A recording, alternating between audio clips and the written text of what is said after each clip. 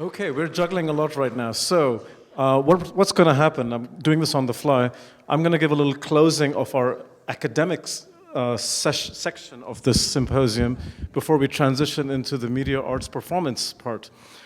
We actually have a performance that we had scheduled right now. So I'm going to ask the team to do is to start setting up the stage for the performance, moving the furniture out. So stay tuned as they're doing that. Antti was supposed to join me on stage, but he might be not around. So I have to go on the fly with this. We've had a really, really good day together already. And I think it's been a lot to absorb for all of you, so I thank you for being so patient. I hope the tea and lemonade and hummus helped. But we're going to record. We're recording all these sessions and live streaming them, and we'll make them available in other formats later.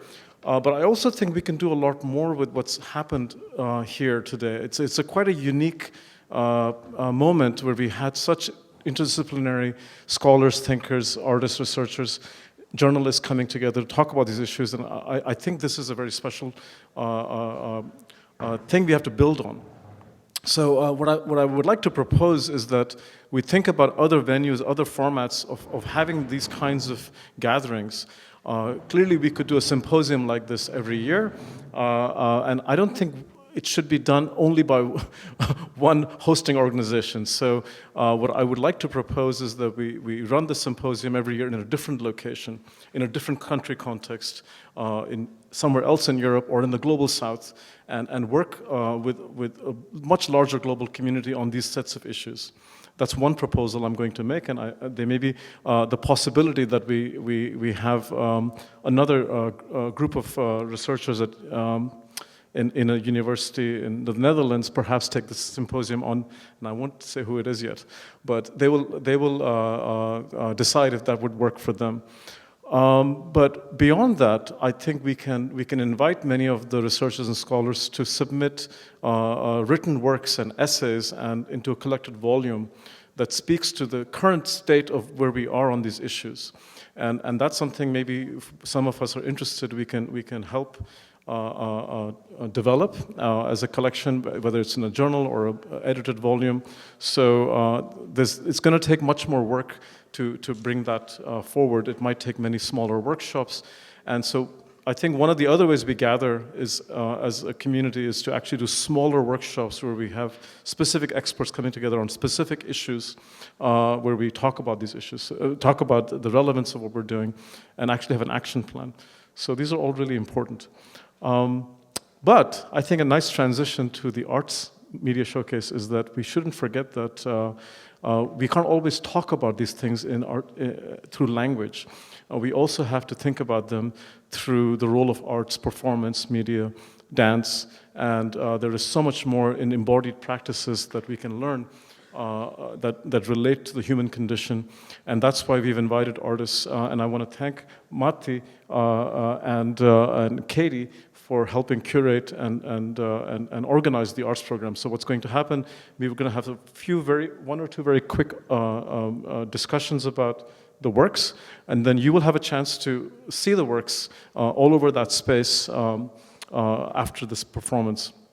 So what time is it now? Yeah, between 6:15 and 7:30, we will have a chance to spend time in the sort of gallery space and see the works and talk to the artists. But if one or two of the artists want to come and maybe say something, I was wondering if Corey wanted to, or do we go straight to Samir? Maybe Matti, you can introduce the artists and what we plan to do. Yes. And introduce yourself. Yes. Matti Niinimäki, university lecturer from Aalto University, from the Aalto Media Lab. And I've been here kind of like on the sidelines, just helping out wherever to make things happen here. We're going to go into the showcase of the media artworks, and we're going to start off with a performance. And after the performance, we'll have I'm going to say a few words about the works that we'll have here on the floor. And then we'll have one presentation from Kore Tahiroulu. And then we'll go to a video playlist that will play for an hour and a half, while you can mingle and talk about. Some more food. And have some more food, yes. So, but it's my honor to introduce you to Samir Bovmik, and the Terror Performing Group, which includes Lydia Tulitao from the Theatre Academy, Esther Calderon from Sibelius Academy, and Min Ang Nyeng from Aalto. And the work is called Choreographies of Discard. The performance consists of a movement composition based on the machine learning outputs of mudras that are gestural movements in Bharatanatyam, a classical Indian dance form. 7 selected mudras are enacted that are based on the training data of movements of excavator machines. I wanted to say a few words about the works that are on the floor, in the space here. In the back room, you might have seen Terika Haapoja's Entropy, which is a one-channel video installation that shows in life size, the cooling down of a horse's body after its death, recorded with an infrared camera. The original recording of 9 hours has been edited to a 25-minute loop. Then at the entrance, there's Ali Akbar Mehta and his team. A work called Purgatory Edit, the Oracle of Worldly Mirages, which is a data wall-styled multi-channel video installation. It broadcasts an archive source from contemporary historic media depicting violence and conflict. We also have one work down there on the side from Korei Tahiroulu. And Korei is here to also explain a little bit about the work. So once we get the work connected. But I'll quickly mention Korei's work is AI Terity, artificial intelligence musical instrument. And he has been developing this tool for music performance. With AI Terity, the music performance gradually evolves into a continuous state of negotiation with the musician, shaping the boundaries of its temporal space. And Korei is here to explain in more detail about the work and give us a short presentation. But just a few words. After Korei's presentation, we're also going to have 2 works here in the big screen. So after the presentation, we'll set up a video loop of 2 works playing here. There will be Yuji Cho's 1989 in translation, which is a video work shot through Google Lens.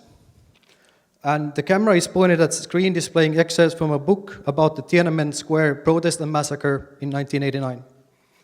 This text would normally be blocked in China by the Great Firewall. And it's one of the first texts that the artist read about the massacre after being able to climb over the Great Firewall by using a VPN.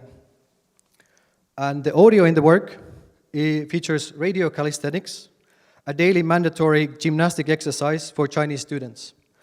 The artist performed this exercise in front of the projected text, causing the AI-powered translation from Google Lens to fail and generated illegible text blocks in response to their body movement. And then we also have a longer video here after that from Interpreter / Climate Rights. Interpreter is a research agency that pursues environmental justice through spatial and visual investigations.